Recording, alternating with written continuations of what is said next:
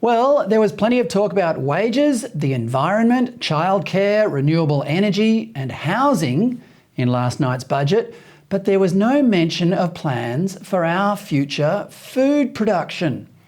The only references to agriculture were policies to buy back water from farmers along the Murray River and the cancellation of funding to the Hells Gate Dam in North Queensland, which would have irrigated 60,000 hectares of otherwise arid land. So the new government's only agricultural policies in this budget are to reduce the sector, not grow it. Which is strange, because food is quickly becoming one of the key global topics of concern. The United Nations World Food Programme says the number of people facing food insecurity has risen from 135 million in 53 countries to 345 million in 82 countries in just 2 years.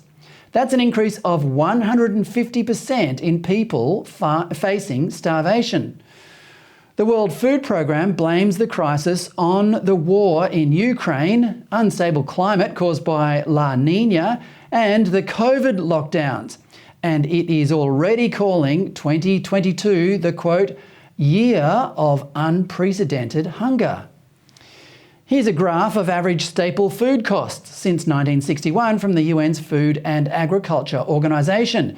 The orange line is the actual price of food and the yellow line is the price adjusted for a variety of external factors. They both rise sharply in the last 2 years, which is when COVID struck. Locking most of the world's population in their homes and severely restricting exports between nations was obviously a big contributor to that price rise. All around the world, people are starting to realise that the lockdowns might one day be seen as one of the most pointless, self-inflicted catastrophes in human history.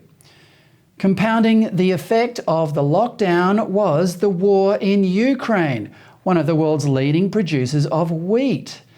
Apart from the turmoil the country is in, many of Ukraine's wheat storage silos have also been damaged or destroyed, without which there is no reason for farmers to plant a crop.